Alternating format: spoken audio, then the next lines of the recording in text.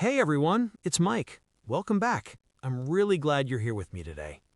So, today's story is a special one.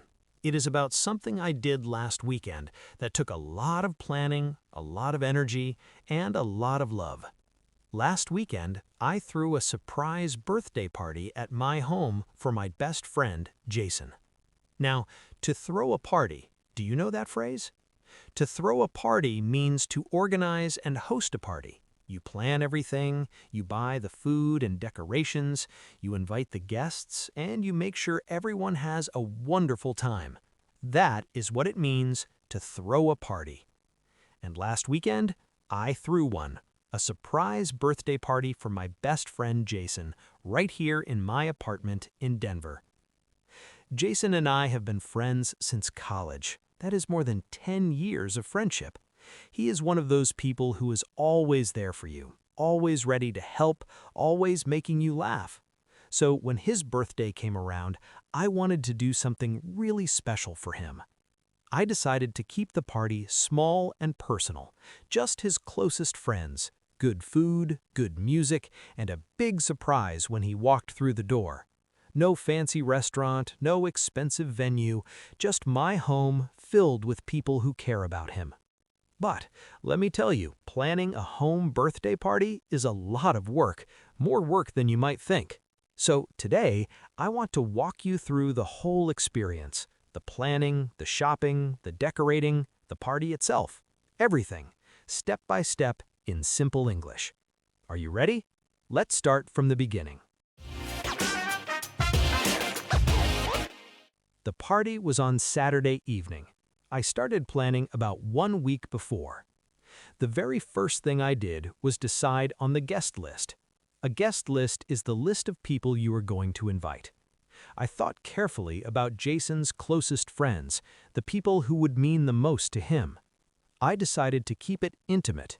Intimate means small, close, and personal, not a big crowd. I invited 12 people total. 12 guests is a great size for a home party, big enough to feel lively and fun, small enough so that everyone feels comfortable and has space. I sent everyone a message on my phone. I kept the message short and clear. I was throwing a surprise party for Jason the following Saturday at my place, and I needed everyone to arrive before he did and keep the whole thing completely secret. A surprise party. Let me explain that properly, because it is important for this story. A surprise party is a party where the birthday person does not know about it. They think they're doing something normal, maybe just coming over for a casual dinner. But when they arrive, everyone is there waiting, and you all shout, "Surprise!" That was my plan for Jason. I told him that I wanted to have a quiet birthday dinner at my apartment, just the two of us. He had no idea that 12 of his closest friends would be hiding inside when he arrived. The response from the guests was great. 11 out of 12 people confirmed they could come. Only one friend, David, was traveling out of town that weekend and could not make it. That was okay. 11 guests is still a wonderful party. Now, the planning. I made a clear list of everything I needed to do before Saturday. First, buy decorations. Second, plan the food and drinks. Third, order the birthday cake. Fourth, clean and decorate my apartment. Fifth, coordinate the arrival time with all the guests. 5 things. Sounds simple, right? Well, each one of those 5 things takes more time and energy than you expect, but I was determined. I wanted this party to be perfect for Jason. Let me start with the decorations. A few days before the party, I went to Party City. Party City is a store in America that sells everything you could possibly need for a party: balloons, streamers, banners, plates, cups, napkins, confetti. Everything is colorful and fun, and it always puts me in a good mood just walking in there. I decided on a color theme: blue and gold. Blue and gold look beautiful together, and they feel festive and celebratory. Festive means cheerful and perfect for a special occasion. I bought a big pack of blue and gold balloons. I bought streamers, Streamers are long, thin ribbons of colorful paper that you hang as decoration. They move in the air and look so fun at a party. I bought a large banner with Happy Birthday written in big gold letters. I bought blue paper plates, gold plastic cups, and blue napkins. And I bought golden star-shaped confetti to sprinkle on the tables. Confetti is tiny pieces of colorful paper used for celebrations. I also found a birthday sash for Jason. A sash is a colorful ribbon worn across the body, like something a beauty queen would wear. This one was gold with "Birthday Boy" written on it. I knew Jason would love it. He has a great humor of self and never takes himself too seriously. I paid for everything and headed home with my arms full of shopping bags. I felt excited. The party was starting to feel real. The morning of the party, I woke up early. I had the whole day to prepare, but I knew from experience that time disappears quickly when you were getting ready for a party. The guests were arriving at 6 p.m. Jason was coming at 6:30 p.m. That meant everyone needed to be inside and completely quiet by 6:15 p.m. at the latest. I made myself a strong coffee and got to work. The first job was cleaning. I cleaned my apartment from top to bottom. I vacuumed all the floors. A vacuum is a machine that sucks up dust and dirt from carpets. I wiped down every surface, the kitchen counter, the coffee table, the bathroom sink. I cleaned the bathroom until it was spotless. Spotless means perfectly clean, not a single mark or speck of dirt anywhere. When you have guests coming, the bathroom must be spotless. That is a rule. I took out the trash, did the dishes, and organized everything neatly. After about an hour, my apartment looked fresh, clean, and ready. I felt satisfied. A clean home is a good starting point for a great party. Now, the decorating. This was the fun part. I started with the balloons. I had a small electric balloon pump, a little machine that pushes air into balloons quickly and easily. Without a pump, blowing up 30 balloons by mouths would take forever and leave me completely dizzy. The pump made it easy. I inflated balloon after balloon, blue, gold, alternating colors. I tied them in small bunches and placed them all around the room, in the corners, near the front door, by the windows. With every bunch of balloons I placed, the room transformed a little more. It stopped looking like my everyday living room and started looking like a party. I hung the Happy Birthday banner across the main wall. I used small pieces of tape on each end and stepped back to check it was straight. It looked wonderful. Big gold letters on a white background, bright and cheerful. I scattered the gold star confetti across the coffee table and the dining table. I set out the blue paper plates and gold plastic cups in neat stacks. I arranged the blue napkins in a fan shape, a little decorative touch that I saw in a video online. Small details like that make a big difference. I stood back and looked at my living room. Blue and gold everywhere, balloons floating in every corner, the banner glowing on the wall. It looked amazing. I felt genuinely proud of myself. Now, the food. For the party food, I decided to make finger food. Finger food means small, easy snacks that you eat with your fingers, no fork or knife needed. Finger food is perfect for home parties because people can walk around, talk, and eat at the same time without needing to sit down at a table. I prepared 4 different things. First, mini sandwiches. Small sandwiches cut into neat triangles with different fillings. I made some with turkey and cheese and some with tuna salad. Simple, tasty, and easy to eat in 2 bites. Second, a veggie platter. A large plate of raw vegetables, carrots, celery, broccoli, and cherry tomatoes arranged in a colorful circle around a bowl of ranch dressing in the middle. Ranch dressing is a creamy, herby dip that is incredibly popular in America. People put ranch dressing on almost everything. It's the perfect dip for vegetables at a party. Third, chips and guacamole. I bought 2 big bags of tortilla chips and made fresh guacamole from scratch. Guacamole is a creamy green dip made from mashed avocados, lime juice, salt, and garlic. I mashed everything together in a big bowl until it was smooth and creamy with just a few chunks for texture. Fresh guacamole is one of my favorite things in the world. I may have tasted it about 5 times while making it, just to check if it was right, of course. Fourth, a cheese board. A cheese board is a wooden board beautifully arranged with different types of cheese, crackers, grapes, and nuts. It looks elegant and impressive, and people absolutely love it at parties. I chose 3 cheeses: sharp cheddar, creamy brie, and smoky Gouda. I arranged slices and chunks on my big wooden board, added crackers, a bunch of red grapes, and a small pile of nuts. It looked so professional. Honestly, the cheese board alone made me feel like a proper party host. For drinks, I bought beer, wine, sparkling water, and a large bottle of Coke. I filled a big plastic tub with ice and put the beer and sparkling water bottles inside.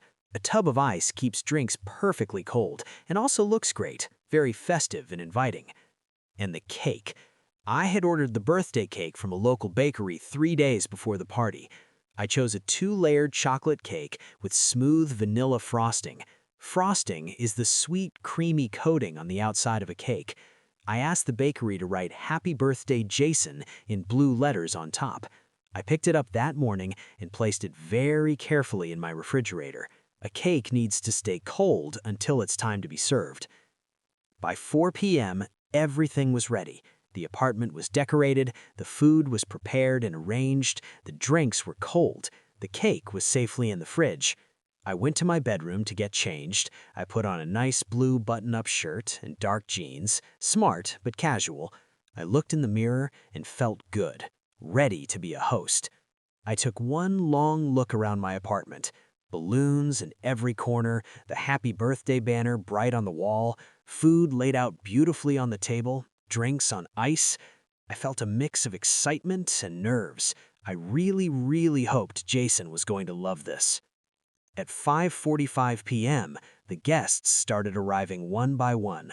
I opened the door quietly each time and waved people in, keeping voices low so the neighbors wouldn't hear too much noise in the hallway. Everyone looked around the apartment with wide eyes and big smiles. Several people told me the place looked incredible and asked if I had done all the decorating myself. I told them yes, and I won't lie, it felt great to hear that. By 6:10 p.m., all 11 guests were inside. I gathered everyone together and went over the plan. Jason would arrive in about 20 minutes. The moment he knocked on the door, everyone needed to hide, behind the couch, behind the kitchen counter, in the hallway. When I opened the door and Jason stepped in, everyone would jump out and shout "surprise" together. Everyone found their hiding spots, laughing quietly as they squeezed behind furniture. The apartment went completely silent. The only sound was the soft music I had playing in the background. We waited. 6:20 p.m. Silence. 6:25 p.m. Still silence. Someone near me was trying very hard not to giggle. 6:25 p.m. I started to wonder if Jason was running late. And then, a knock at the door. Everyone froze. The silence became absolute. I walked slowly to the door, took a quiet breath, and opened it. Jason was standing there in his casual jacket, smiling the way he always smiles, relaxed and happy, completely unaware of what was waiting for him on the other side of that door. He started to say something, and before he could finish his first word, 11 people burst out from their hiding spots, arms in the air, shouting "surprise" at the top of their lungs. Jason's reaction was absolutely priceless. His eyes went wide, his mouth dropped. He took a small step backward. For about 3 full seconds, he just stood there completely frozen, like his brain needed extra time to process what was happening. And then he started laughing, a huge, genuine, from-the-heart laugh. He put both hands on top of his head and looked around the room in total disbelief. He looked at me with an expression that said, "I can't believe you did this." I just grinned and gave him a big hug. I told him happy birthday and that he deserved every bit of it. It was the most perfect moment. All the planning, all the shopping, all the early morning cleaning and decorating, it was absolutely worth it for that single moment. The party was everything I hoped it would be. People ate and drank and laughed and told stories. The music played softly in the background, a playlist I had put together especially for the evening. The guacamole was gone within the first 30 minutes. The cheese board disappeared almost as fast. People kept going back for more mini sandwiches and more chips. Jason wore his birthday boy sash for the entire evening without taking it off once. He walked around showing it to everyone and laughing about it. That is exactly the kind of person Jason is. He never takes himself too seriously, and he finds joy in the smallest things. That is one of the reasons he is such a great friend. At around 8:30 p.m., it was time for the cake. I went to the refrigerator and carefully carried out the birthday cake. I had placed the candles on it earlier, a number 3 and a number 4, side by side, to show that Jason was turning 34. I carried the cake out into the living room and set it on the coffee table. I lit the candles with a lighter, one by one, until all the small flames were flickering in the warm light of the room. Everyone gathered around in a circle. I looked around at all the faces, friends smiling, phone cameras raised, eyes bright with warmth and happiness. And in the center of it all, Jason, leaning over the cake, the candlelight reflecting in his eyes. We all sang happy birthday together, the whole room filled with that familiar, beloved song. There is something so simple and so beautiful about a group of people singing happy birthday to someone they love. It never gets old. Jason closed his eyes and made his birthday wish. The room went completely quiet, everyone waiting, smiling, holding their breath just a little.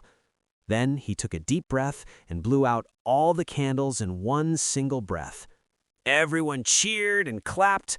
The room erupted in celebration. I cut the cake into generous slices and passed them around. The chocolate cake was rich and moist. Moist means perfectly soft and not dry at all. The vanilla frosting was sweet and smooth. People told me it was one of the best cakes they had ever tasted. Honestly, the bakery did an incredible job. At some point during the evening, Jason came and stood next to me while I was refilling the drinks. He put his hand on my shoulder and spoke quietly. He told me this was the best birthday he had experienced in years and that he was genuinely touched that I had done all of this for him. I told him that was exactly why I did it.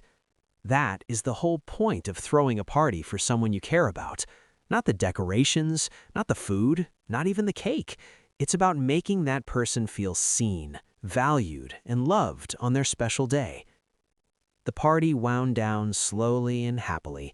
People started saying their goodbyes around 10:30 p.m.